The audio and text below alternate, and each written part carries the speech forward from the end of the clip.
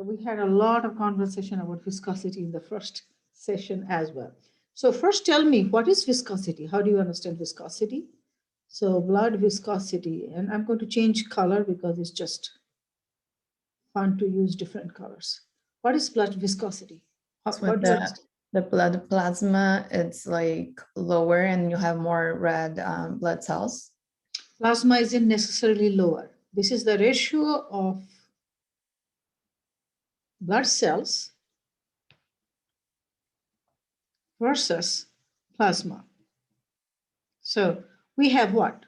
5 liter of blood plasma. Yes, that's what we, an average. This tablet is just kind of distorting some of this, not reading the strokes. So that's what we have, 5 liters of plasma. And so I'm going to use the same kind of, made up formula that I did for the previous session. So let's say in your 5 liter plasma, you have X number of RBCs. Mm-hmm. Now, viscosity basically stands for the quantity of RBCs, because we have all the other cells that we have, they pale in comparison when it comes to the sheer number of RBCs. We have an astronomical number of RBCs. So all the other cells don't count because their effect is minimal. So an increase in viscosity is that factor that will affect your blood pressure only when viscosity alone is altered and nothing else is. Everything else remains the same. Only viscosity is altered. So altered viscosity, just viscosity. Okay, so what does that mean? You still have your 5 liters of plasma. Mm-hmm. If your RBC number, instead of X, which is a normal quantity, if it becomes X square, X cube, astronomically high proportion of RBC, this is, you say, an increase in viscosity. I shouldn't say just viscosity, I should say blood. Increase in blood viscosity. Mm-hmm. Okay. Now, if there is a subsequent increase in the plasma as well, then the viscosity increase is nullified.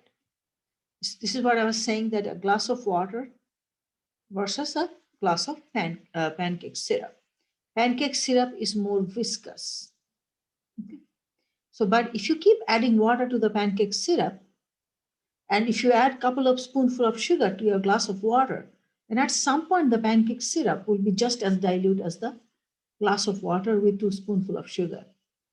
You can understand that part, right?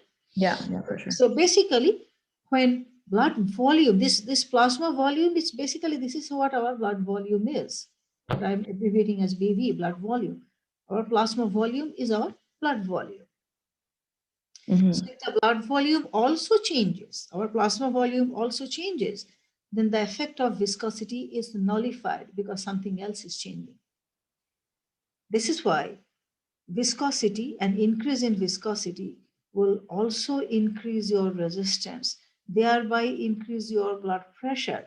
This statement holds true only if viscosity is the only factor that's altered and everything else is unchanged. Including the blood volume. Including blood volume is the main factor that goes against viscosity, because it is the medium. More water, then it means your blood versus water, exactly. Okay. Sure. Now, if I add 5 spoonfuls of sugar in my glass of water, but I also add 2 cups of water, then it's not necessarily sweeter. It's still the same. More sugar, but more water. So basically, this is why dehydration, water retention, etc.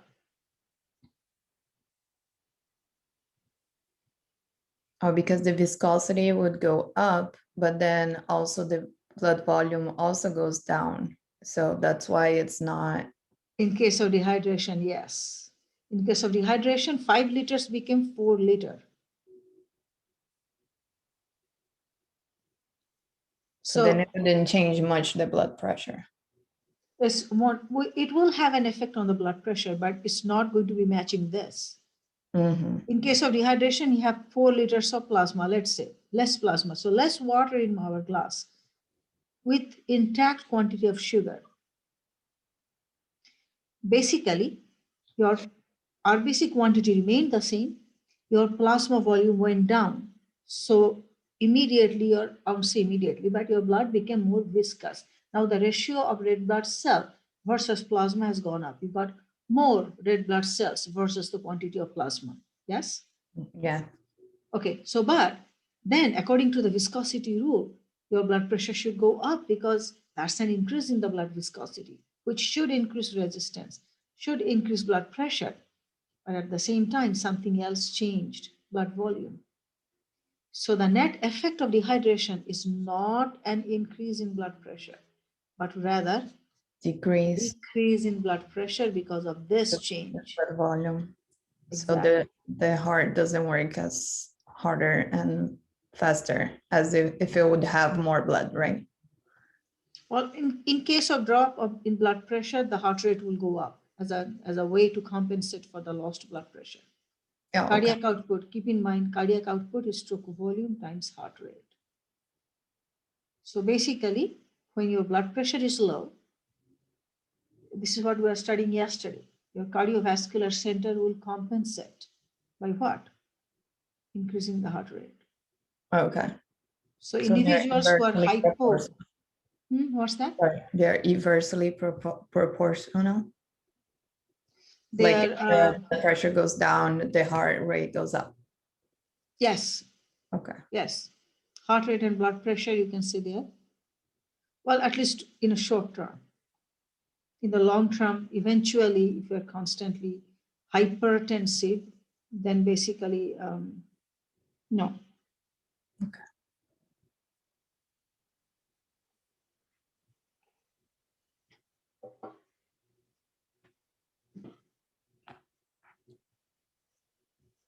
Actually, you know what? I won't say the inversely proportional. I won't give it that because if your blood pressure increases, after load increases, and your stroke volume decreases as a result, then also heart rate will go up. So heart rate goes up as a compensatory measure if your stroke volume decreases as a result of afterload, high blood pressure, also as a result of hypotension. So I won't say the inversely proportional. No. Okay, there are like many factors that might influence them. Yes. I understand. Thank you. So heart rate will increase both ways, at least for a short term. The short-term effect of a reduction hypotension is tachycardia. Short-term effect of hypertension could also be tachycardia.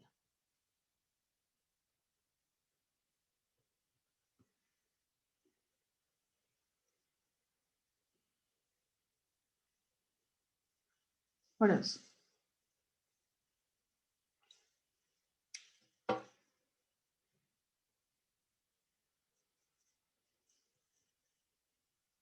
I'm sorry, I had to step away for a second. Has anybody asked anything that we're in the middle of? Welcome back, Sumi. Yes. Sorry, hi.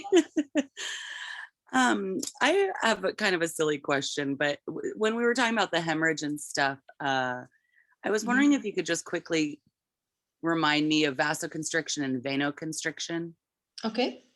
So vasoconstriction overall or in context of hemorrhage. Let's just talk about vasoconstriction. Overall. Oh, sure. Yeah, whatever. Yes. So vasoconstriction. First thing, remember what, why, where, process. So vasoconstriction basically is a constriction of blood vessels. Vaso stands for blood vessels. I think I just answered my own question. And veno is venous. Mm-hmm. Yeah, so when we say blood vessels, which blood vessels are small enough to be constricted? Huh. Can you constrict ascending aorta? No. No. Well, actually, yeah. I mean, can't they all? Because isn't something happening? No. Just veins? Actually, when we went over that, I said these What are about like the branching arteries, the arterioles? tell me the group of vessels. Are these large arteries, Oh, the medium small, arteries? medium, and no, it's just small. Just small and arterioles. Yeah, Thank you. arterial. That's the one I was thinking of. Thank you. Small arteries Yeah.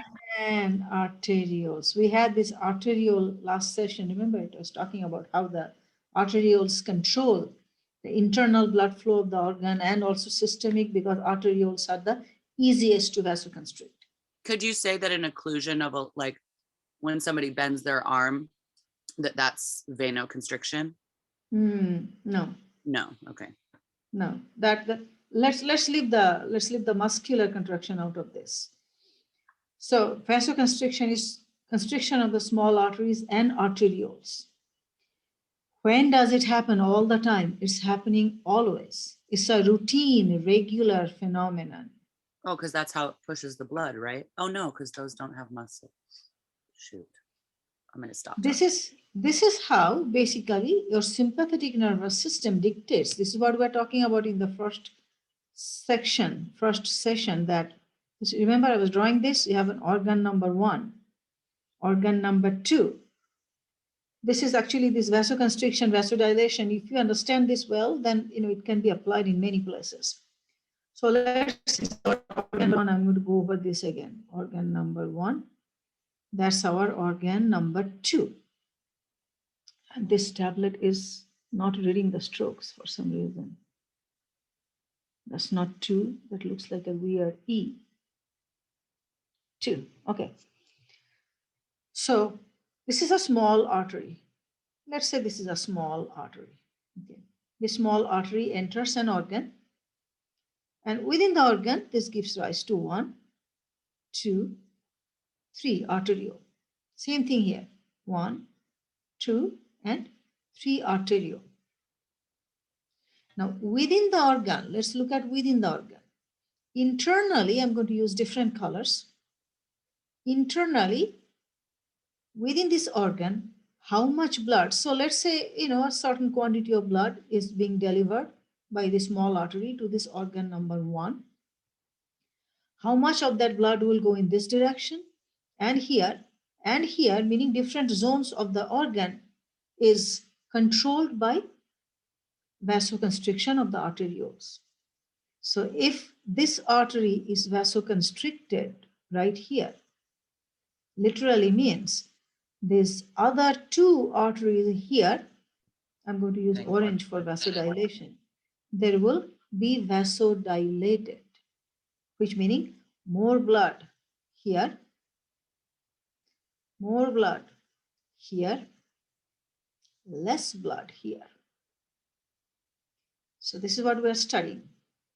So what causes this vasoconstriction? How does the organ know?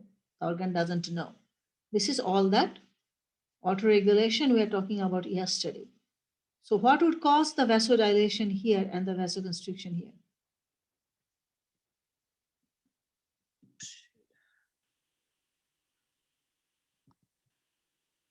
We were just talking about it. Yes, we were just talking about it. But there are other people too. So what would cause the vasoconstriction and vasodilation within an organ? We had this yesterday also, this discussion. I want to say that it's the need for oxygen. Along that line, the need Okay. for oxygen, but how that need for the cells that, I need oxygen, how is that conveyed? Cellular, aerobic respiration, cellular respiration. Okay, so then there is no way the blood vessel will know. There is no way for the blood vessel to know which cell is metabolizing more. So Is it what? the SNS? No. Okay. The autonomic regulation of the Yeah, but I'm asking that yes, it's the name of the process. The hydrogen, well, I don't know the name of the Yes, process. come on. The hydrogen ion. Hydrogen ion, the local factors. Okay. Local factors. We are getting somewhere. See, this is what I mean by the thinking process. The more you do this, more you tie things, the better you get at this thinking. So local factors like hydrogen ion, like heat. These cells are active here. They're producing hydrogen ion. They're producing heat in their muscle. So these vessels here will vasodilate in response to the heat, hydrogen ion, while this vessel here is not sensing those hydrogen ion or heat. So this vessel will vasoconstrict, which means these cells which are more active, that's why they're producing hydrogen ion and heat, will receive more of the blood. These cells which are not that active right now will receive less blood. Is this what I was saying? That in my house, I got a sink where I do dishes. I got a washing machine where I wash clothes. I got a shower where I take shower. I decide which one will receive more water, which faucet will be more open based on where the water is being used. I'm not doing dishes, my sink is closed. I'm not doing washing clothes, my washing machine is closed. I am taking shower, my bathroom shower faucet is wide open. That's where the need is. So basically think of it like that's what is all arterioles. So the vasoconstriction of the arteriole, this happens on a daily basis. Within an organ, this happens all the time. Plus, each arteriole will further control which capillary bed will get more blood and which capillary bed will get less blood. Another level to that. So it happens all the time. So this is the internal local regulation or auto-regulation. You can also say, I would like to use the term intrinsic regulation or internal regulation. Go away. Internal, sorry, that's my dog. Professor Shelby just asked which local factors correlate with dilation versus constriction. Basically, if these factors, local factors are present, then there is vasodilation. If local factors are absent, then there is vasoconstriction. None of the local factors induce vasoconstriction. Basically, their absence is will induce what will induce vasoconstriction.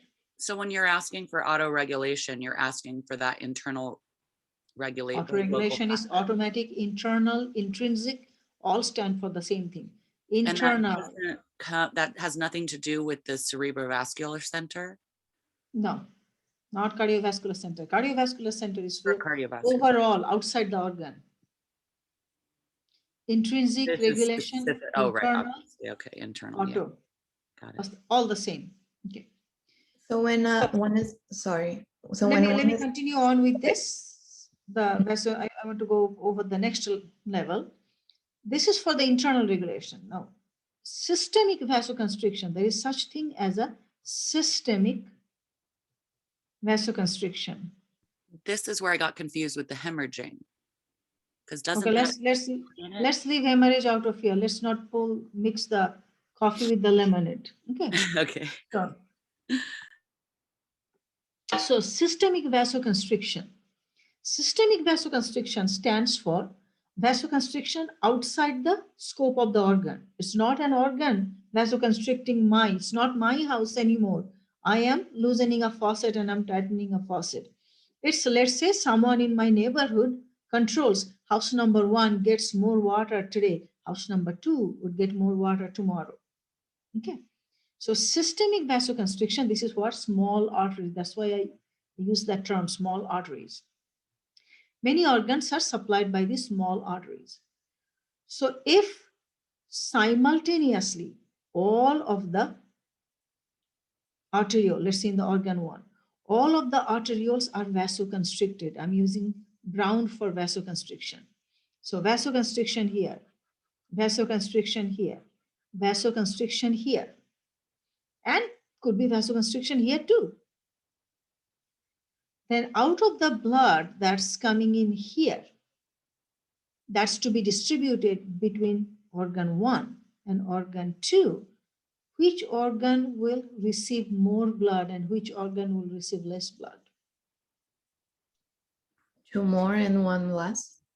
2 more and 1 less. So blood flow will increase for 2 because typically one is vasoconstricted, meaning the other is dilated.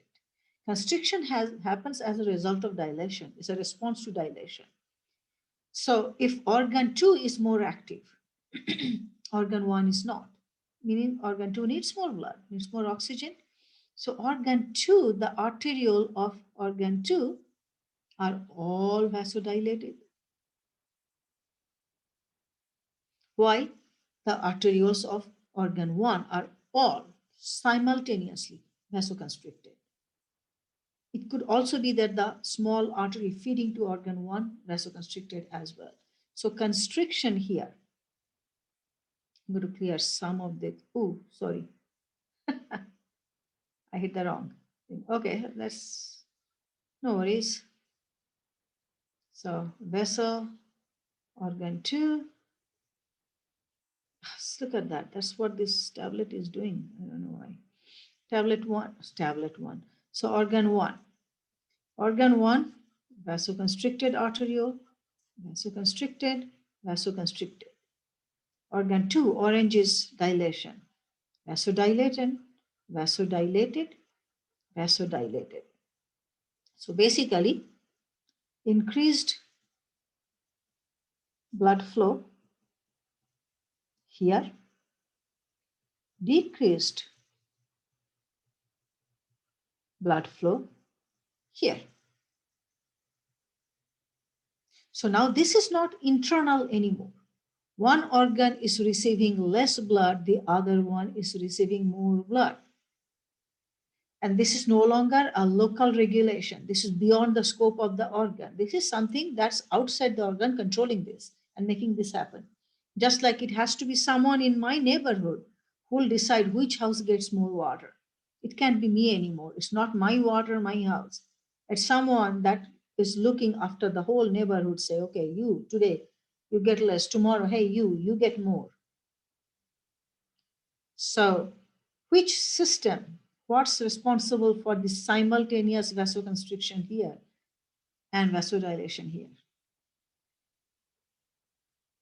It's no longer autoregulation because it's happening outside, involving two different organs. Non-local factors? No, there's a name for that. Is it the sympathetic nervous system? Thank you. Sympathetic nervous system. Nervous system. This also happens all the time. Both autoregulation using vasoconstriction as a means to control blood flow and using vasoconstriction as a means to control systemic blood flow between organs, distribution between organs happens on a daily basis.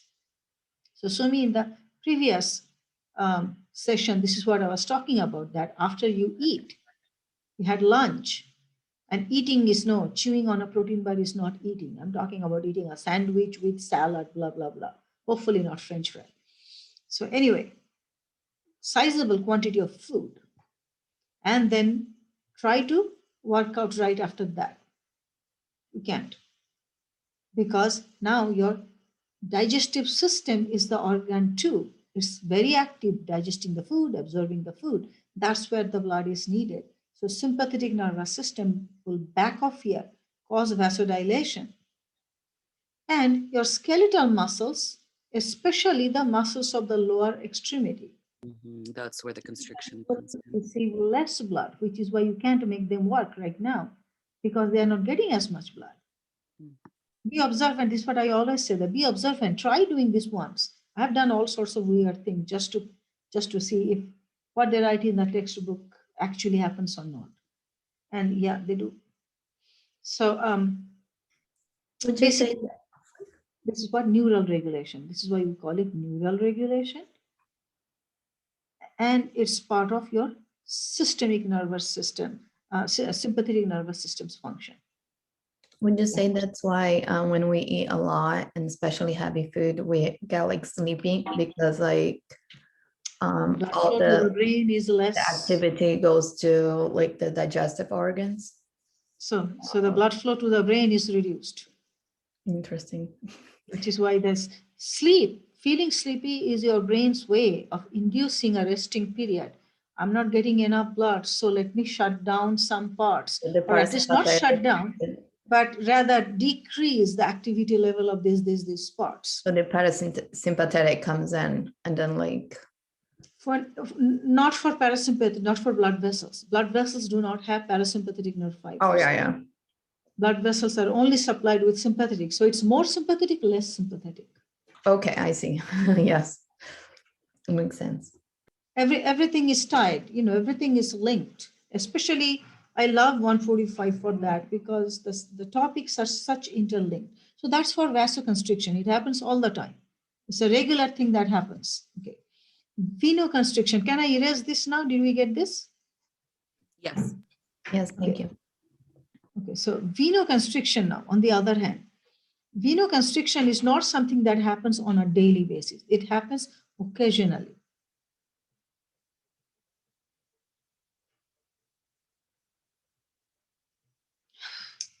Oh, why this tablet is doing that? I think need to clean it or something like that. It's not reading the strokes. Constriction. Okay, yes. So venoconstriction. Venoconstriction is constricting the veins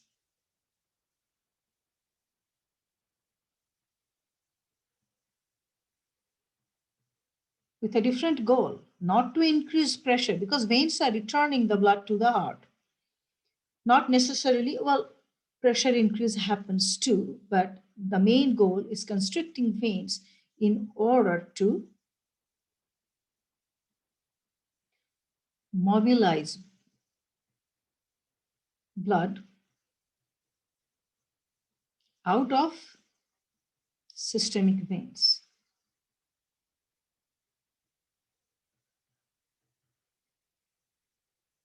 Just like, again, I'll go back to toothpaste tube.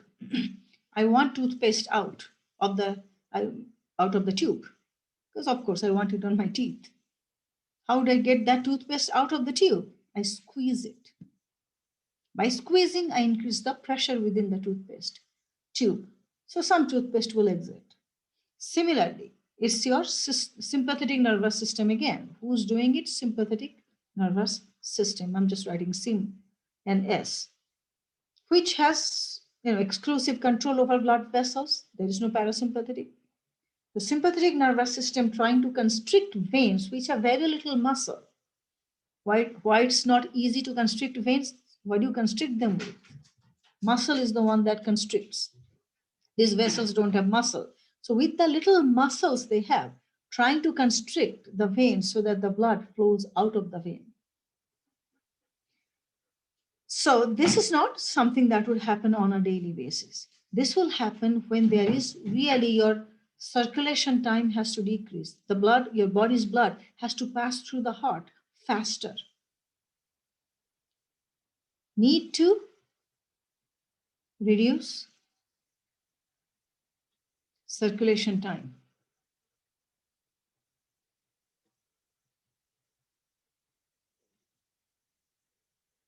Basically, make your blood flow faster.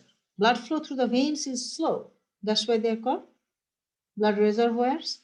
So this is an attempt to mobilize that blood so that the total blood flows through the heart. Let's say this is in my left hand is the heart, and the blood flows like this is a regular flow. Okay, through the heart, rest of the body, through the heart, rest of the body. Venoconstriction is when it's like through the body, heart, through the body, heart, through the body, heart, through the body, heart. Faster, go through the heart faster. Why is that? Meaning, go through the lungs faster, pick up more oxygen. So normally we carry so much oxygen that we won't have to constrict our veins when we are exercising. But if your exercise is that much more intense and for that long time, that, as you know, you learned in 144, the longer we exercise, the more lactic acid is deposits in our muscle. And we need more oxygen to clear that lactic acid. So if you exercise in a very strenuous manner and for a long period of time, you'll have so much lactic acid deposited, so much oxygen dead, that you'll have to go through this venoconstriction. Your body will have to do it because regular respiratory rate, regular blood flow increase is not going to cut it anymore. I need to mobilize from the veins. So venoconstriction will happen when in special situations.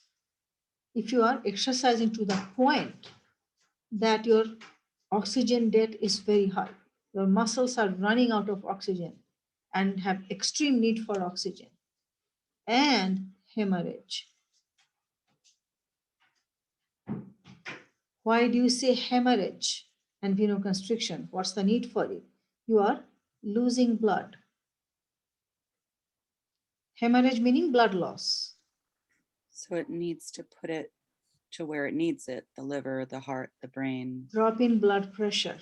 Got it. So the heartbeat goes faster, so I gotta pump Heart the rate blood. goes, exactly. Good thinking. Drop in blood pressure. As a result, increase in the heart rate, meaning the heart is pumping more times and the blood needs to pass through the vein more times. But you may not have that much blood because you are also hemorrhaging. Normally, if you have your regular quantity After of that blood, you don't have to compensation. don't have to constrict the veins. But here, you don't have that much blood. You have less than regular quantity of blood.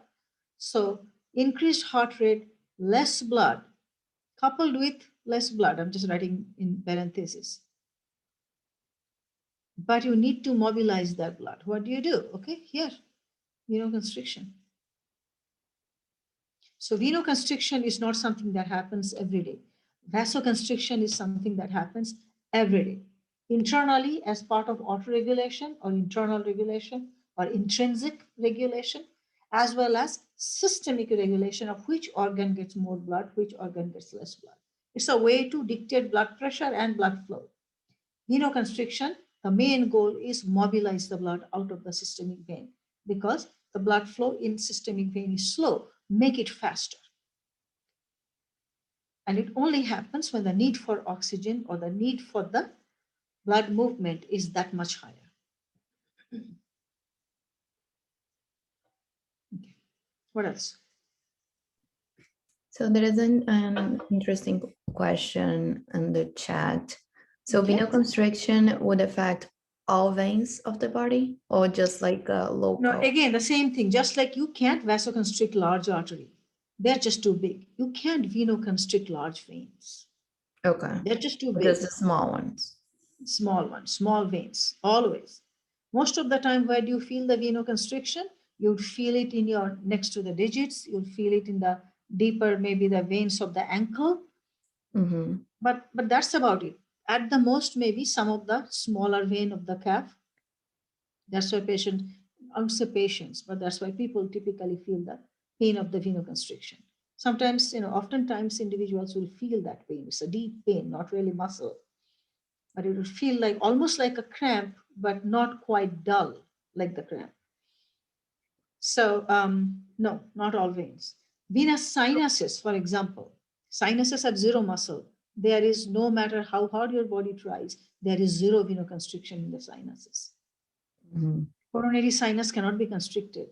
Professor, can you tie this into the respiratory pump and the thoracic veins or No, this is not a, see, respiratory pump is a routine phenomenon. It happens every day. This does not. But are those veins being venoconstricted during that compression and decompression? No. Okay. No, venoconstriction is, this is why I was explaining or rather describing that venoconstriction is like an injured earthworm. When an I earthworm remember that is analogy. injured, it's along the length and along the diameter. Right. So what happens in respiratory movement is that the veins go along the length, they are decreased because that's what diaphragm does. It bears down. So the veins become from this, they become, and the thoracic vein become from this, decompress. So compress, decompress lengthwise. Venoconstriction is this and this. So, I mean, this probably just comes from not knowing yet, but when somebody lays on their side and their blood pressure drops, or if they're laying, I can't remember. I think it's like one specific side where their blood pressure begins to drop. Does anybody know what I'm talking about? Or has any, no, not ringing a bell. Yeah, the only thing I can think of is again, orthostatic hypotension. Oh, okay. Even though, yeah. Okay, that would make sense. Yeah. If you're lying down flat, all of a sudden you go whick, Right. Okay. especially to the right, away from the heart. To the Okay. left, basically the pressure on the heart sides. If you sleep on the right, go flip. Yeah, I remember having patients that we'd always have to go, hey, turn over so I can get a proper Mm. blood pressure. And I was wondering if Mm. that related.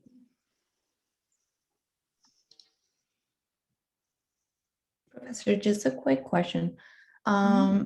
For the lab, I was noticing the lymphatic, like some of the lymphatic terms to see, it was kind of like far away because they're very small. Are you gonna put like as like a picture that is gonna be more wild, like zoomed or something?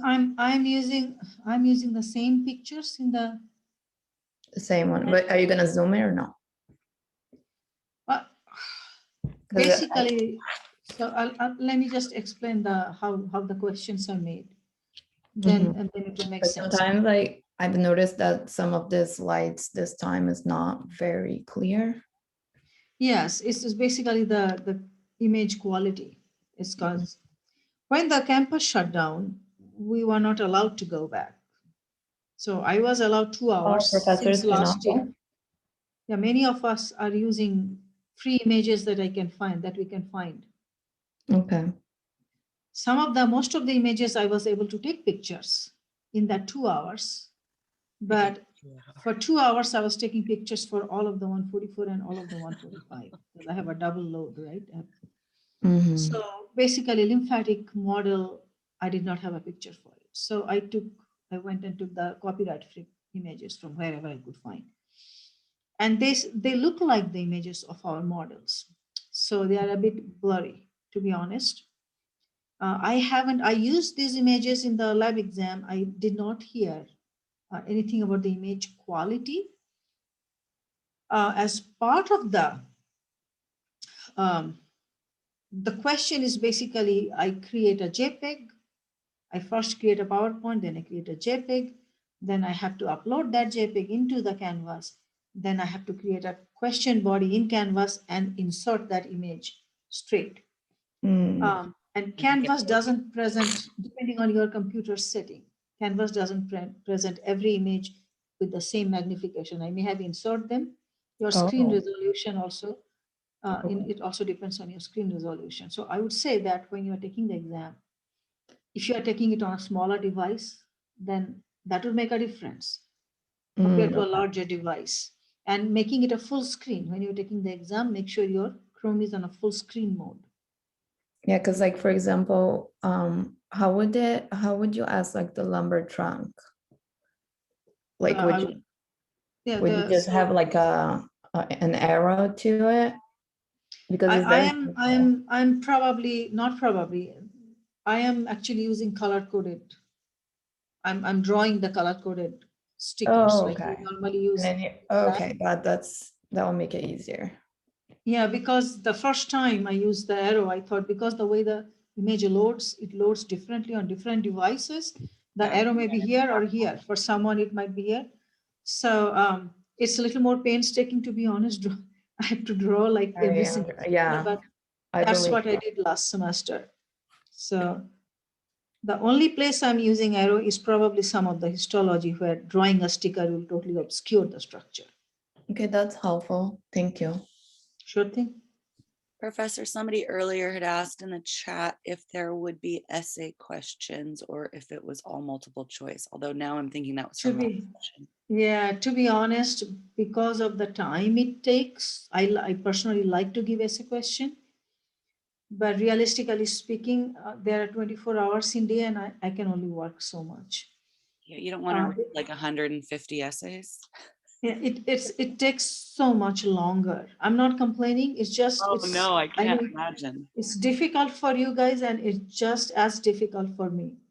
It takes so much longer to grade. If I'm grading like 10 exams, I am looking at 3 to 4 hours easily. for just 10, 12, if I want to do a thorough grading. So And it's I am all on the resorting screen. to multiple choice. It's not my ideal way of testing, but I don't want to test on image either. I never use an image in the lab exam, but here I have to do that. Thank you. So some of my capacity is compromised because of how long it takes. That's what I was saying. The lab exam, the first lab exam for this 145, it took me 38 hours. I kept track of time just to see how long it takes. A single lab exam for blood vessel, cardiac, histology, and lymphatic. It overall took me 38 hours. Holy moly. This just to give you an idea. And even then, toward the end of, and the screen time, right? This whole Yeah, bright that's what I screen. was thinking about too. You're just staring at the screen. You don't have Yeah, and there is just one or two mistakes that would just happen because for every question, I'm creating 3 so that there is less room for violation of academic integrity. So if I'm giving you 31 questions, meaning I'm creating close to, 70 to 90 questions. So there's one where you mistakenly switch the color, instead of purple, I used yellow because it's just too dang tired at this point. Christopher is asking a question. Mm-hmm. What subjects are in the exam? Yeah, I agree, Judy. Probably what the study guide covers.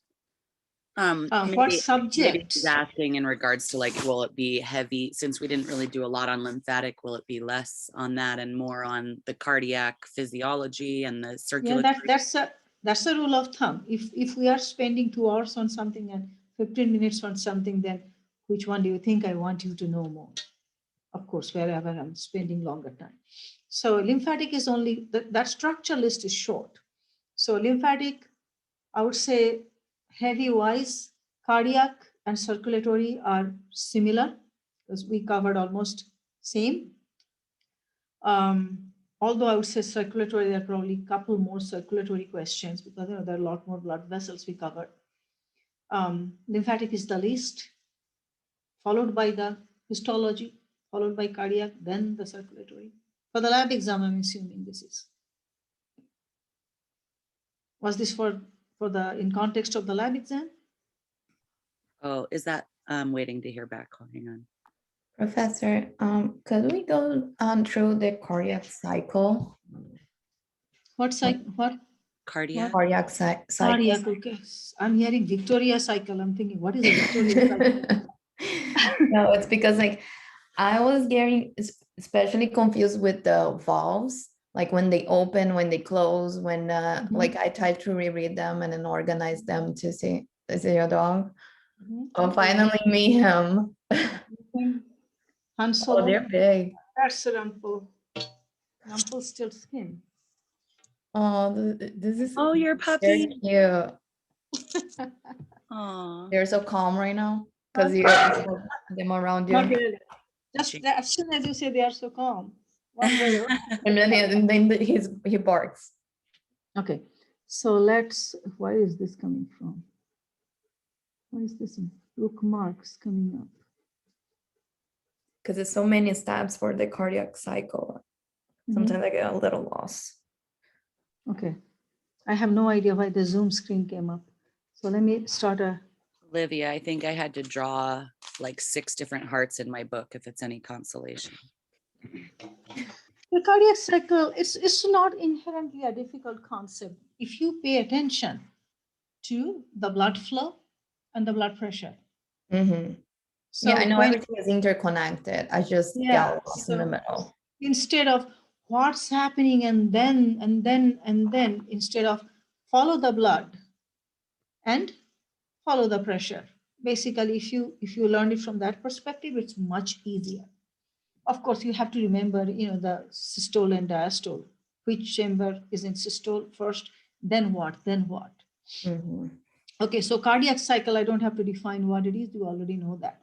Mm-hmm. All the events, everything that happens with a resting heart rate, 75 beats, typically takes 0.8 seconds. So basically, I'm just, instead of writing, I'm going to draw schematics and explain more than writing the steps because you have the written part already. So that doesn't look like a heart anyway. But So I'm just going to draw the blood vessel because the schematics, I'm going to draw the blood vessel here. So help me out with the name of the valves. What's the name of the pink valve? Tricuspid. Okay. What's the name of this other pink valve? Mitral. Mitral. Bicuspid. Okay. So now what's the name of this brown valve here? I always get lost with this. Pulmonar. Pulmonary pulmonic valve. Pulmonary. Pulmonary trunk. Pulmonary valve or pulmonic valve. Okay. Pulmonic is kind of becoming obsolete. Pulmonary, that you'll remember, pulmonary trunk. Okay, the other brown valve. Aortic. Aortic valve. Okay. So then let's bring in, so no, actually, no, not let's bring in yet. So no, I'm trying to break it down and then we can put it together at the end as one concept. So valves do what? Tell me, what do valves do? They control the blood flow, so they open and close. By opening and closing, they control the blood flow. Okay, great. So shut up. Sorry. Okay. I think we all know it. I can't believe all of this will be on YouTube for 3 days. So when would the AV valves open? You know what? I might just make this unlisted and give you guys the link. It's hilarious though. We're all human. We're all just trying to figure this out. I know. So AV valves open when? Tell me the pressure. Don't tell me this stage at this cycle. No. When the atrial pressure exceeds. Filled with blood. Pressure. Tell me everything about pressure. When would you expect these AV valves to be open? When the pressure in the atrium exceeds that in the vessel? No, the ventricle. Ventricle, thank you.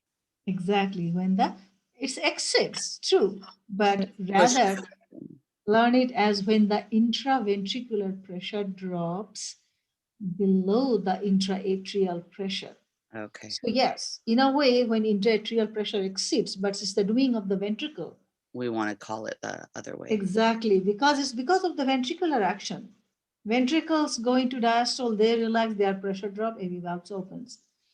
Ventricles constrict, ventricular systole, they raise their pressure, AV valve closes. Atria has little to do with it. It's all ventricles own. It's done by ventricles, controlled by ventricles. Okay, so when intraventricular pressure drops below intraatrial pressure, okay, and AV valves close when?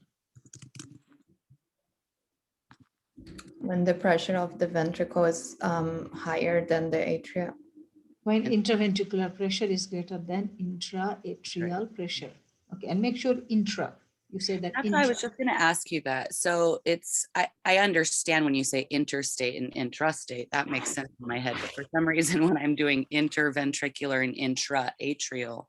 Intra meaning within, intra meaning between. Thank you. Okay, thank you. Yeah, keep that in mind. Intra is within.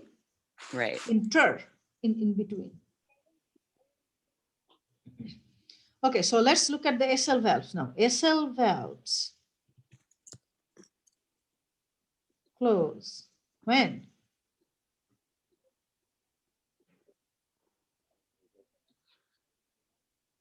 SL valves close when?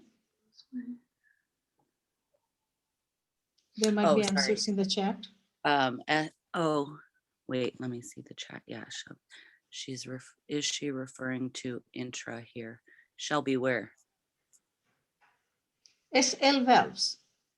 Intra doesn't matter. Intraventricular pressure. Say that again. Oh, I was just wondering if you were referring to intraventricular pressure and intraatrial pressure. For this, for above. here? Yeah. Okay, yes, intra. Okay, I was just fine, thank you. Okay, so the SL valves close when this is where I was going. That's when the pressure, wait, let me try and do this right. Isn't it like interventricular pressure exceeds that of the pressure in the valve? Is that There's the no one? such thing as pressure in the valve. Or I'm sorry, in the vessel. Doesn't the semilunar valves close at some point at the same time as the AV valves while the ventricles are filled? So don't even think about that. I'm Okay. just focus on the pressure. SL Yeah. valve will close when? When When the there is backflow. Valves close basically because of backflow. Mhm. Bearing the AV valves, where it's not backflow, it's a ventricular contraction, but also it's a hitting the blood against the valve. That's what closes it. These are one-way valve. They're like this, right? They only close from one side. So when the They don't pressure close of the by pulling. valve, Exactly. So when there's backflow, when is the backflow? when the pressure of the vessels are higher than the ventricle pressure. Thank When you. the That is what I was vascular, trying to say. when blood pressure is greater than intraventricular pressure. That's the only time when the blood tends to go back. Blood goes from higher pressure to lower pressure. So similarly, SL valves open when? when When the the ventricle- ventricular pressure is greater than the arterial pressure. When the intraventricular pressure is greater than arterial pressure, vascular pressure, blood pressure, whatever you choose to call. I like to call it vascular pressure. That then way, or blood pressure. Okay. But you can say arterial pressure as well. We're talking about left ventricle mostly. All right. So learn this next. Okay. When the valves close, this will save you from the confusion. Okay. Now all you need to see, when does the pressure increase and decrease where?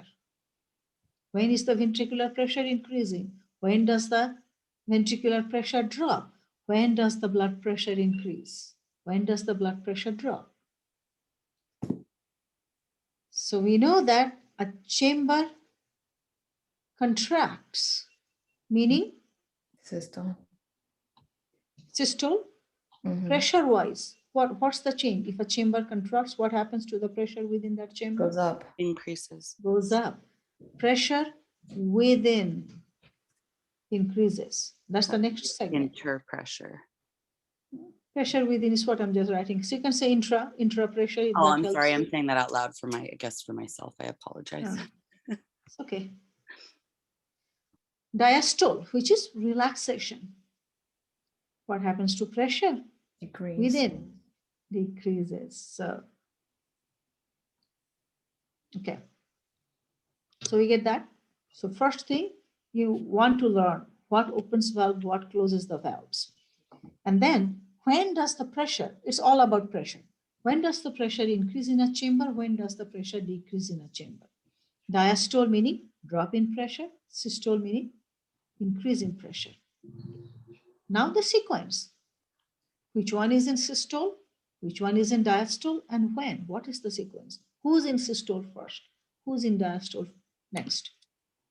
So for this, we draw the conduction system. SA node. So Then AV node. AV Then bundle. AV bundle. Then Bundle of his. Oh. I Bundle. don't call it yeah. bundle of his. Left and right bundle branches. Left and right bundle branches. Atheists will be really upset if you say bundle of his. When the function was not known, that's when it was called bundle of hit. Yeah. It's It's funny when they even do the phonetic in the parentheses in the book, it says HIZ. It just makes me laugh. Like, why are they still even bothering? It's okay. I mean, individual difference. I'm okay with that, but sticking with the terminology applied today. So left AV bundle, left and right bundle branches, and then what? These are Purkinje fibers. Purkinje fibers. What is another name for Purkinje fibers? Fibers? Conduction myofibers. I don't use that terminology, but let's call them Purkinje. But if you hear somewhere conduction myofibers, I don't remember hearing. yeah, then you go like, huh? It's Purkinje fiber, another name for it. Okay, so if SA node, who's the pacemaker? I'm just combining two concepts here now. Sinoatrial node. SA node is the pacemaker, meaning SA node discharges ahead of anybody else. So if contraction of the chamber depends on the action potential, which chamber will contract first? What is the sequence then? Oh, the Yeah, they're right. or atrial. Wait. Would be atrial systole and then Followed by ventricular systole. Oh, I see. Sorry. Misunderstood. Followed by ventricular diastole. diastole. While ventricles, I'm going to erase some of this. Maybe atrial diastole in between the systoles. Atrial diastole coincides with ventricular systole and ventricular. Oh, so it's simultaneous. It's so hard. I don't know, Livia, if you noticed this, but for me, it took a minute because I kept looking at it as two separate sides rather than one whole action simultaneously. Simultaneous, yes. What happens on right happens on left.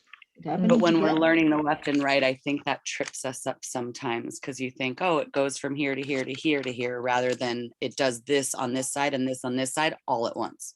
Yes, exactly. So now let's look at the cardiac cycle. So for convenience, we start with ventricular diastole. Or yes, start with ventricular diastole. So we're working our way back. Ventricular diastole, atrial systole, ventricular systole. Okay.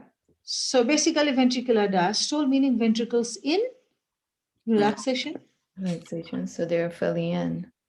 Yes, so ventricles in relaxation, AV valves are open. So I'm just going to erase some of this writing, that way it's easier. So I think I'm going to erase this here since we have already done those.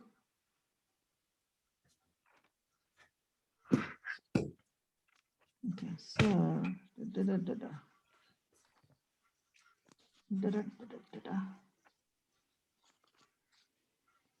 okay. So ventricular diastole, we are starting with ventricular diastole.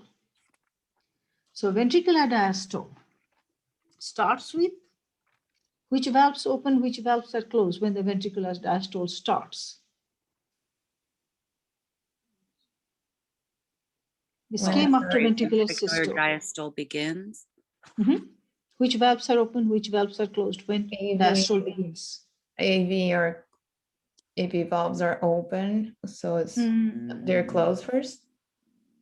Okay, actually, yes, never mind. Diastole begins. Okay, AV valves are, you're right. Yeah, because they're gonna open, right? Like simultaneously, right? So as soon as they relax, they open. Okay, so initially AV valve close, right? Then SL valves. Diastole is right after the systole. So when diastole is beginning, no, AV valves are open. What am I talking about? Jeez. No, I'm confused. I'm not the only one. I'm reading through. I wrote it. Like, isn't it getting filled up? No, this is the time when the brain starts. I'm sorry. No, it's okay. My brain starts. I need to eat. So anyway, so AV valves are open, so the ventricles can be filled. Valves are open. So yes. And when they get to that point where they're too full, that pressure forces those valves close. Not forces, but yeah, in a way. So basically, stroke volume, the blood vessels here have received the stroke volume during systole, and then ventricles fall into diastole. Okay. So let's say that like the AV valve is open. That's why like the blood is coming in. You know what? I'm just. Can you hold on just 1 second? No. I'm going to get a biscuit or something, but I can't think. No problem. My poor thing. I was just, you took the words right out of my mouth. I know. She's got to just be by herself. I guess we're all overwhelmed anyways. Yeah. I'm sure. So many this semester too, I've noticed, have young babies. I can't even imagine.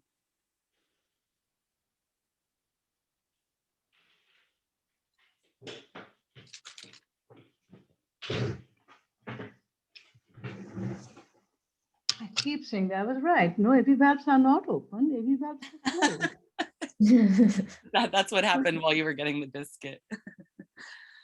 Okay, let's start it again, please. Yes, restart. I'm so sorry. No problem. It's No, just, of course not. I'm gonna erase everything and then we start. Okay. Start. Okay. So beginning of the diastole. Ventricle diastole. After the, yes, beginning of the ventricular diastole.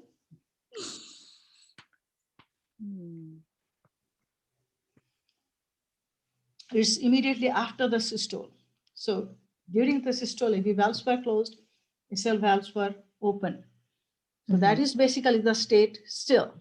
So AV valves closed, SL open. Oh, because that is a refractory period. The stroke volume went out through that. Okay, Right? I see. Yeah. With the systole, the stroke volume went out through the That's SL why we valves. were confused, because when we learned it, didn't we start in the atrium and we went from atrium to atrium? So now we're actually kind of going backwards. Yeah. Yeah. No, but that's good. Yeah, it Going is. backwards is good. Yeah, we can learn You can go differently. forward and backward. Learn it, So but anyway, exactly, yeah. so SL open, AV closed. Then ventricular diastole begins, and right at the beginning. Ventricular pressure, intraventricular pressure drops. Yes, we just saw that diastole pressure within drops. Continues dropping. And then what happens? Blood from the blood vessels which receive the stroke volume starts regurgitating, yes? So it Because closed the intraventricular pressure drops. So this backflow from vessels, this is what causes the SL to close. valves to close. Okay. So AV valve is still closed. Both AV valves are still closed. SL valves just closed. So all four valves closed, ventricular diastole continues. What do we call that? That short phase? Oh, your plateau period, your plateau phase. No, that's for skeletal muscle. Isovolumetric. Isovolumetric. Isovolumetric. That's what? your balance. Nothing's happening there. Isovolumetric what? Contraction or relaxation? Isovolumetric relaxation. Relaxation, because we are in diastole. Right.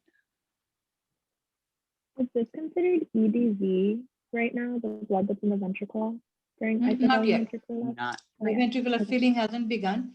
Ventricles have the ESV though. They have some blood to begin with. The end systolic volume is still there. That was left after the stroke volume, that's still there. Okay, so ventricles continue to relax. Intraventricular pressure further drops. And at some point, intraventricular pressure drops below the intraatrial pressure. And what did we learn? Becomes less than intraatrial pressure. What happens then? We just learned it a little while ago. This drops below this. Okay, and then close the AV valves. Not close. AV valves are already closed. They're still closed. Oh wait, I missed it then. Now SL is closed. Bicuspid valve open? Or both AV valves open. Now AV valves open. Because the pressure here has reduced further and further. The ventricles go in diastole further and further. Intraventricular pressure keeps dropping and dropping and dropping, while the intraatrial pressure actually builds up from the blood volume, blood in it. So as soon as the ventricular pressure drops, the valve, this will actually, having nuts in my hand actually helps. So as soon as the AV valves drop, basically like this, the blood just falls immediately. I open my hand, there goes my cashew. You know what I'm saying? Opens immediately, blood just rushes, passive filling. This is why most of the ventricular filling is passive filling. The atria don't have to do anything. Just that the blood was behind that closed AV valve and intraventricular pressure drops. As soon as AV valves open, the blood just rushes. Think of it just dripping, not dripping, more like flowing, rushing into the ventricles. Passive filling is the same as ventricle filling? This is the ventricular filling begins. That's Mhm. why we have that pause so that that can happen. No. Mm-mm. That's to make sure that, oh yes, you're right. Atrial systole can complete, yes. Phew. Worried there. Yeah? Yeah. So see, but if you try to memorize this without paying attention to the pressure and the valve, then when the valves open, when the valves Mhm. close, can become pretty confusing. Yeah, So it's yeah. better to learn like what causes the valves to open? What happens when the valves open? Well, blood moves. Where to where? Greater pressure to the lesser pressure. So as soon as AV valves open, we are going to restart here then. What happened? Blood from atria rush, literally rush, into ventricles.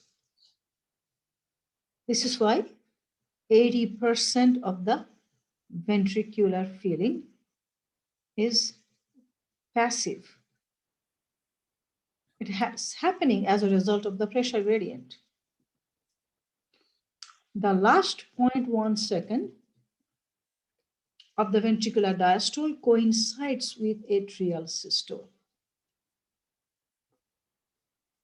So while the AV valves are still open, blood is still moving from the atria to the ventricles. The both atria contract and complete the job.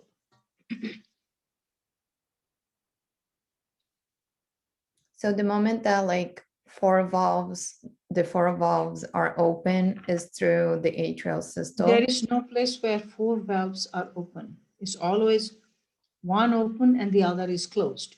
But There are times when all four are closed. Closed, okay. But all four open never happens. Okay.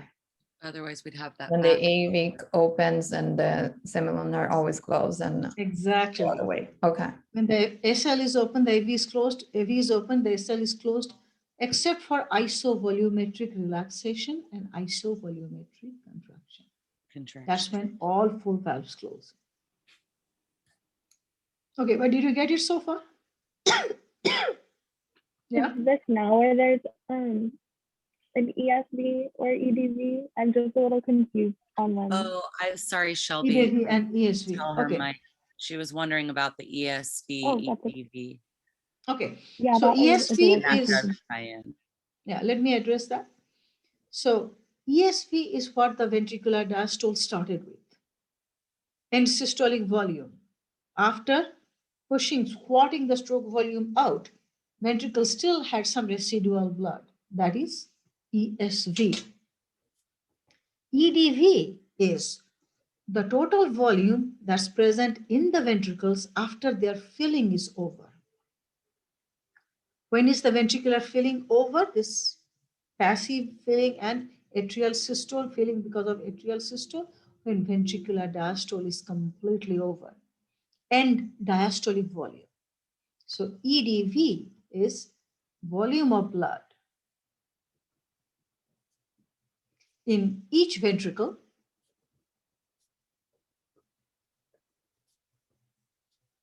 at the end of ventricular diastole. So ESV was what the diastole begins with, what ventricles begin with when they begin their diastole. EDV is what they end with. This is what they begin with, ESV. This is what they end with. All of it. EDV. So EDV is what the ventricles end up with after ventricular diastole and after atrial systole. Yes. Basically, atrial systole, marks the end of ventricular diastole. Got it. Okay. Yeah. Atrial systole is the last part. When ventricles are in diastole, atria contract, atrial systole happens, and end of atrial systole also means end of ventricular diastole. Coincides together. Okay, thank you. Mm-hmm. So now the ventricular systole.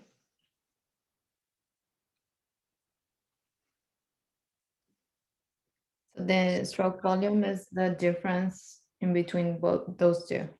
What is EDV minus ESV is SV, yes. okay? Or EDV minus SV is ESV, rather. Combine the stroke volume and end systolic volume. That is what end diastolic volume.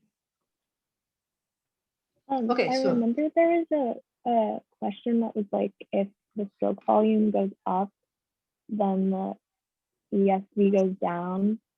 Mm-hmm. Are those ratios always constant, or could you touch on that a little bit? It's always EDV minus SV is equal to ESV. EDV is, in a gross way, but let's say I take water, I drink water, okay? I don't drink it, I just intake the water. So here.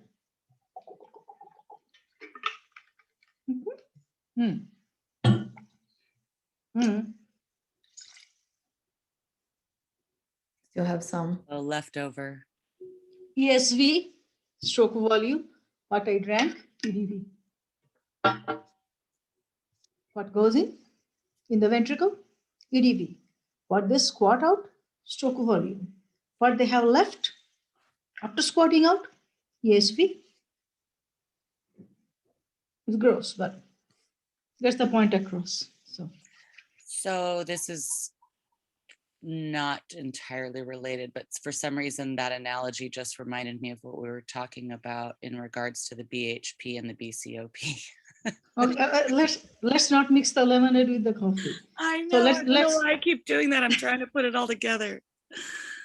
Sorry, guys.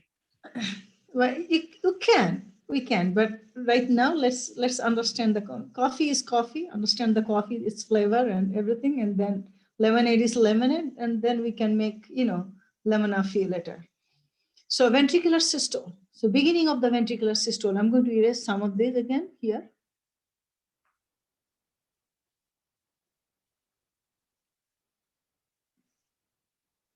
Okay. All right. Let me just redraw this ventricles. It's better. It's cleaner that way. Okay, so ventricular systole, when the systole begins, what is the state of the AV valve? Close or open? ventricular systole. Begins at the beginning. It just ended with atrial systole and ventricular diastole, right? Ventricular filling just happened. What the state of the AV valve? So it's open. What the state of the SL valves? They're closed. They're closed because they closed, right? Because if one is the beginning open, of the diastole, it's a volumetric relaxation. That's when they close. They're still closed. So SL valves closed. Okay, now the systole meaning pressure increases. The chamber in systole, ventricles start contracting, start squeezing. Pressure, intraventricular pressure increases. As it increases, the blood rises and hits against the AV valve. And so AV it closes. So next is intraventricular pressure rises. As a result, AV valves close. Therefore, the semilunar valves open. And between the SL valves opening and between the AV valves close and the SL valves open, what happens in between? Isometric contraction. Thank you. Isovolumetric contraction, Oh, where sorry. all 4 valves are closed and Mm. ventricles are in contraction. So AV closed, SL closed. Now comes brief movement. Isovolumetric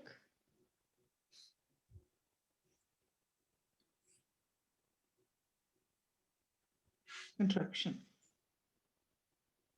And then intraventricular pressure rises, it continues to rise. Keep in mind that isovolumetric only stands for there is no net blood movement, but the chambers are doing what they are doing, either diastole or systole. That continues on. So isovolumetric contraction is when no net blood movement in or out, but the ventricles are still squeezing and squeezing and squeezing and squeezing, and boom, intraventricular pressure increases beyond the vascular pressure or the blood pressure. Yeah, I keep like forgetting ish that like the heart is not like a nervous system that it happens like right away. Like it takes the time, and then sometimes I forget that. You forget the what? That is not like there is like a couple seconds. Yes, well, not a couple of in between one seconds, more like process. microseconds. Yeah. In between one and the other, and the like nervous Yes. system is almost right away. Yes. Yeah. I mean, when you read, it seems like, and then isovolumetric contraction, you feel like, oh, a good 1 minute. No, it's just like tiny split second almost. Mhm. You know, the whole thing happens in 0.8 second. So 1/8, not 1/8, so 80%, 8 out of 10, whatever that number is. 8/10, thank you. Cashews were not enough. It's the So only anyway, way so I can remember it is when I think of it as a fraction when I read it as the decimal. Okay, so then what? As soon as interventricular pressure surpasses the blood pressure, SL valves do what? Will open. And what's ejected? As soon as SL valves are open, what's ejected? ESV. What's ejected? What's the blood squatted into the vessel from by ventricles? Oh, I'm sorry. Yeah, your stroke volume. Stroke volume. Not end stroke volume, sorry. Okay. Stroke volume. What goes out is stroke volume. Right. What doesn't go, what doesn't leave the ventricle is end systolic volume. ESV. Oh, I thought that was EDV. No.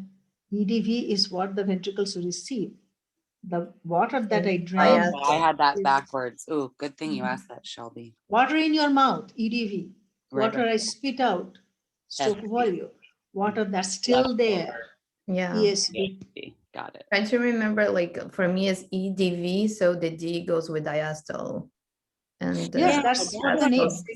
Yeah. Yeah, diastole and systolic. In diastolic volume and systolic volume. Thank you. So immediately after that stroke volume, ventricular diastole starts again and the cycle starts again. So I emphasized on the valves because I think the question was, I'm confused about the valves. So instead of learning it line by line, what happens? Basically, my perspective is it made a lot more sense when I was learning it, that first let me see what's happening. What is your heart trying to do? It's trying to transfer the blood from atria to the ventricles and ventricles out into the blood vessel. That can only be done when valves open. So which valves open when? How many valves there are?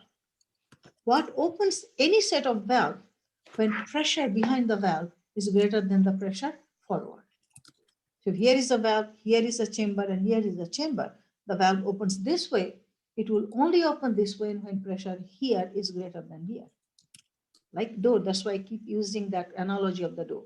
A door that's pushed open, it's only opens when it's pushed from one end. The pressure is greater from the pushing side as opposed to the resisting side. So if you study it like that, what are the valves? What opens the valves? And then systole, when systole happens, pressure within the chamber increases. When diastole happens, pressure within the chamber decreases. And then you can tie it. atrial systole, ventricular diastole, ventricular systole, or ventricular diastole, at the end of which is atrial systole, then ventricular systole. Basically, we are focusing mostly on the ventricle, ventricular diastole, ventricular systole. Atrial systole coincides with that last part of the ventricular diastole.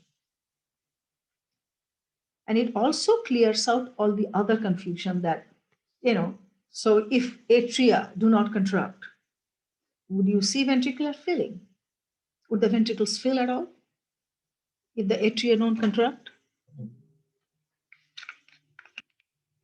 Sorry, what was the question? If the atria don't contract? Yes. Would the ventricle fill? Mhm. No. Like not Why enough. not and If why the yes? atria don't contract, It'll well, still the have like the pressure, right? Of getting filled up, but if it it doesn't wouldn't. contract, anything would all fail, wouldn't it? You need that contraction and relaxation. Well, what we just covered. Well, there's As soon as passive AV filling. valves open, what Oh, happens? I'm sorry. Yes, because As you soon have the as AV backup valves train. open, You have your backup passive train. filling. Yeah, the backup 80% line, of the.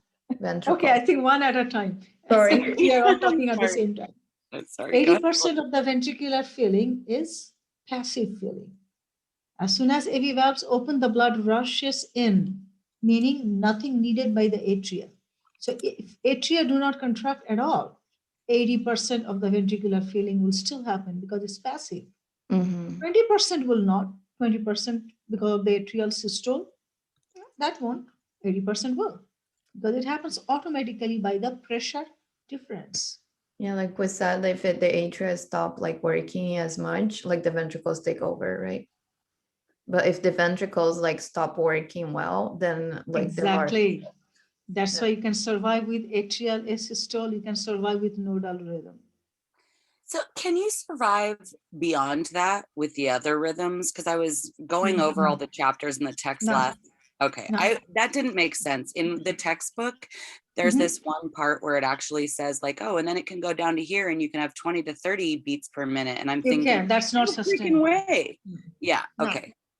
I that's didn't not. think so. Thank you. Basically nodal rhythm, but nodal rhythm can sustain you. Some people can live for months. So those or that are even waiting more. on a heart transplant, I don't know, mostly on an nodal SA rhythm. fail, is that, yeah, they're surviving on that nodal rhythm. Nodal rhythm. Got it. But no, nothing beyond AV node, it just drops so low, then it's not enough to supply, to It's generate not enough pressure to supply blood to supply the oxygen. Yeah, right. The flow of oxygen through the body. to the oxygen. So yeah, so there will be massive ischemia, massive This is hypoxia everywhere. super random side note, but we had a patient who was waiting on a heart for 6 months. I was a CNA and he used to go into the lobby and hide all our coffee cups because he had lost, he had nothing else to do with his day. So he'd go in and take all the coffee cups and hide them from the nurses and take all the coffee and then just mess with everybody. And it was pretty cute. He did wind up getting a heart after 6 months, but I remember him saying something about nodal rhythm and I had no idea what that was then. Well, now you do. Now I do. Can you go Okay. over the heart sounds? Is that something that we should focus on for the exam as well? Heart sound, yes, you should focus on that. If we have covered it, you should focus on anything we have covered in class, you should know. Okay. So again, what are the two types of sounds? First, tell me, heart So sounds. dub. What's the condition? What's the condition where you hear? It's the valves opening and closing. So No, not it has opening. two sounds. Not opening, just closing. The AV valve closes and There's four sounds, but only two can be heard, right? The dub yes. and lub. S1, S2. S1 is the louder one. lub. The lub. And is that the AV valve closing? That's the AV. And the S2 is the shoot, what is the S2? The SL valve? Dub, SL. SL valve, right? Okay. I'm so glad you And had based on this, the diagnostic aspect is if you hear more than this, then that is heart murmur. When you hear additional sounds, which are clearly audible sound, not the Korotkoff, keep in mind. not the static sound of the blood turbulence against the valves. That is Korotkov. When you hear S1, distinctly other additional sounds, that is heart murmur. Okay. So S1 plus S2 plus whistle or swoosh. Yes, that is heart murmur.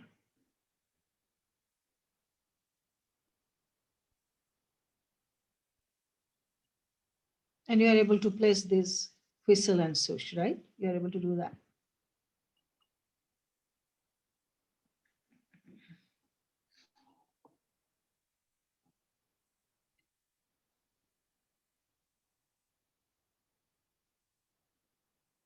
Okay, I'll take the silence as well.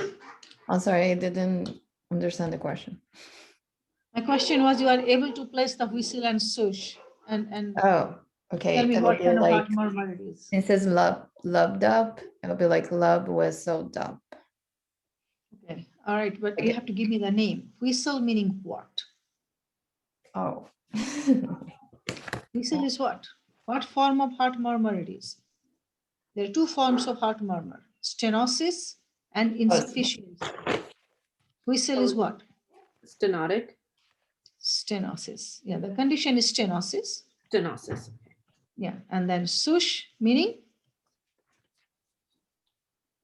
Insufficient. insufficiency, the condition. When you are referring to the valve, you will say insufficient valve, but the condition itself is insufficiency, valvular insufficiency, valvular stenosis. But when you refer to the valve, you will say it's a stenotic valve. It's an insufficient valve.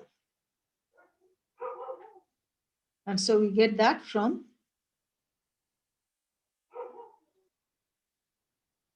so whistle is stenosis. Stenosis meaning what? What's the definition of stenosis? A narrow valve. Narrowing. Yes, narrowing. And what is the definition of insufficiency? Valve that does not fully close. Yes, leaky. Leaky. So stenosis meaning narrow, insufficiency meaning leaky. Professor, So when we leaky listen valve, for the sounds, the lub dub would be one valve closing while the others open. They're not and simultaneous. so that's what in the cardiac cycle we learned that both valves, other than the isovolumetric relaxation and contraction, which is very brief period, both valves are never closed together or never open together. So one is open, meaning you always automatically assume the other is closed. Okay, thank you. So lub AV closed, you automatically assume right now the SL is open. This is why lub, whistle, dub. You don't say, okay, AV closed. Stenosis is what? In the open valve. Stenosis is a narrow valve through which the blood is passing and making the noise. So lub, AV closed. SL is open. That open SL is where the blood is passing through and giving rise to this whistling sound. So it is stenotic SL. Similarly, lub, dub, whistle.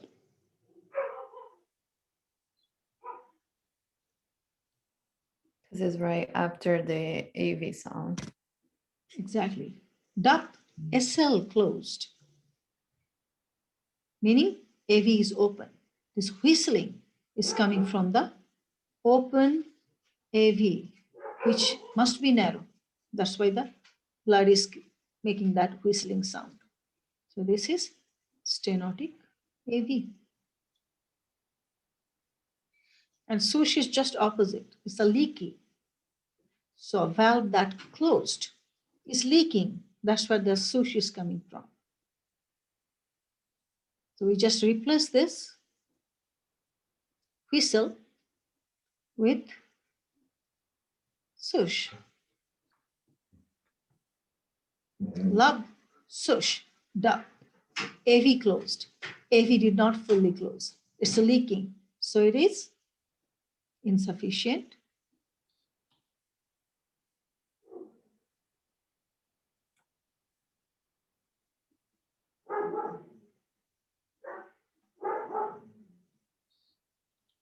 AV. Similarly, lub, dub, not fissile, but rather swoosh. SL closed. SL did not fully close. It's leaking. That's where the swoosh is coming from. Insufficient SL. And try to do this, try to actually think about and write it out yourself. Don't look at and try to memorize this sequence, but rather do the thinking involved. The more you think, the better you will get at it. The more you connect dots, the better you will get at it. It's a matter of practice. Really, it's not a gift. Some people will do it faster than others. Other people will need more practice. But it's a skill. I've said it time and again. It's a skill. Critical thinking is a skill. It's not a gift. It's not a genius mathematician kind of quality. It's a skill. It can be picked up. It's just a matter of practice and training your brain. And for that, you have to have that knowledge and that inquisitive. This is whole scientific mind, right? This scientific thinking. You always think of something like with a context. What is happening? Why is it happening? How is it happening? How does this then? How does this connect to this? What is the application of this? What does this mean? It's not hard. It takes time. That's what it is. Okay, so 5 minutes, and after that, I think I'll need to go and eat. So are there questions that I can answer? And then we can go over. Just one last question for me. So the afterload is irreversibly proportional to the stroke volume. But since it's like what's proportional to stroke volume, please again? Is irreversibly proportional. Like the stroke volume. What? After the afterload? Afterload. Oh, yes. Because afterload is inversely proportional to stroke volume. Yes. I'm trying to understand. So like it's the pressure on the ventricles that made the semilunar valves open. Yes. Left ventricle, aorta. Let's just focus on one. Yeah. SL valve. Afterload meaning aortic pressure is higher. Oh, okay. So put it into context of the ventricular systole we just talked about. Ventricular systole begins. Intraventricular pressure increases. AV valves closed. Yes, we learned that. Yeah. Then isovolumetric contraction. Ventricular pressure increases and increases and increases and increases. If the blood pressure here is greater than normal, meaning the ventricle, most of the ventricular systole, that 0.3 second, a lot more of it will be spent into just generating enough pressure. Does that make sense to you? Because the ventricles are generating the pressure by doing this systole, right? Contraction. If they have to generate, they have to overcome a greater pressure, which is keeping the SL valve closed, then much of that 0.3 second is going into just coming up with enough pressure to open the SL valves. In the stroke volume, that's the blood that comes out, it would be less. Right. So finally, when the ventricles are able, when the left ventricle is able to open the SL valve, it's almost time for diastole. So only a lesser quantity of stroke volume can be squatted. Not enough time. Because the pressure is so because the pressure is higher in the aorta so high, or it's any so fast. pulmonary. Because it's so higher, like such a high pressure that it happens faster. So the stroke volume is less. Not faster. The stroke volume ejection happens later. So this is what I was saying, that two groups of people, this is the door. Some people are pushing it open, other people are resisting it. The more resisting it is, and so let's say we are telling that this group of people who are trying to open the door that you got 5 minutes. You have to open the door in 5 minutes. Mm-hmm. Now, if the resistance, if the people pushing back is greater, then much of that 5 minutes, these people will struggle like open, okay, open, maybe for a few seconds. But Mm-hmm. if there are not enough resistance, then these people push and door opens and it stays open. Okay, open, door is open. Yeah, I see.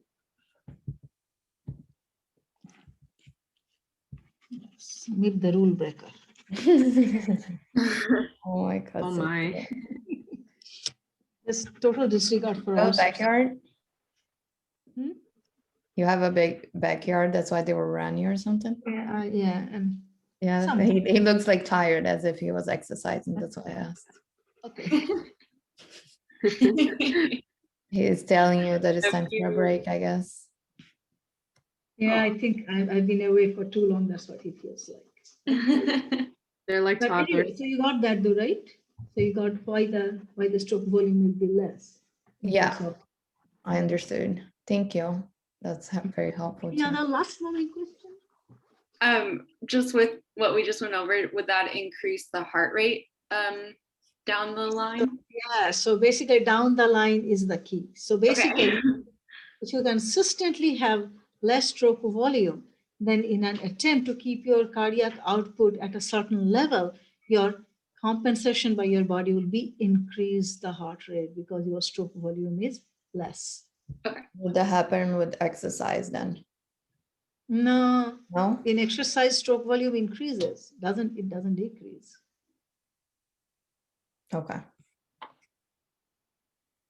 Just because I That's a think like different the thing. heart is going so fast that sometimes it doesn't have like enough time. So during exercise, while exercise is happening, yes, but that's not because of the reduced stroke volume. So at the time of exercise, cardiac output actually increases 5 times or 7 times or sometimes even 8 Mhm. times for trained athletes. And that's where both increases. Heart rate increases, so does the stroke volume by the contractility and everything. But heart rate increases to compensate for stroke volume. No, that doesn't apply to exercise. That happens to people who have a higher afterload, mostly from lack of exercise, obesity, systemic vasoconstriction as a result of stress, blood, fatty plaque, clot, blah, blah, blah. Okay, I see. Yeah, not when you Other say exercise, conditions mostly. yeah, when you say use the word exercise, I immediately think of the population that engage in exercise. No, for them, while they're exercising, their heart rate and stroke volume might be slightly higher. But once they are done exercising, their stroke volumes goes up because of the vasodilation from all the heat and endorphin, and their heart rate actually drops. Mhm. This is why routine, regular exercise means you are bradycardiac. You can be bradycardiac, yet your cardiac output is going to be same as everyone else or even greater Mhm. because your stroke volume is consistently higher. Your afterload is less. That's cool. Okay. Mhm. Anything else? I have a quick question about the homework, Mhm. or I guess we're going to homework. For the first question, one of Can you tell me the because I'm forgetting what the first question is? yes, it's which of the following associations is most accurate, but one of them says right ventricle and longer circulatory channel, and I was just wondering what you meant by longer circulatory channel. Circulatory channels, basically we have systemic and pulmonary two channels. Okay. Which one So has that's more vessels and greater length? okay. Okay. So that's Along that line. got it. Got it. Okay. I was just clarifying. Thank you. Sure thing. I can clarify. I just can't give the answers. Yes. Okay. That's just what I was I'm just thinking. stating. I'm not saying you are asking, but I'm just stating the Mhm. policy. But yeah, sure. I can help you guide in the right way and tell you if they're on right track or not. Of course.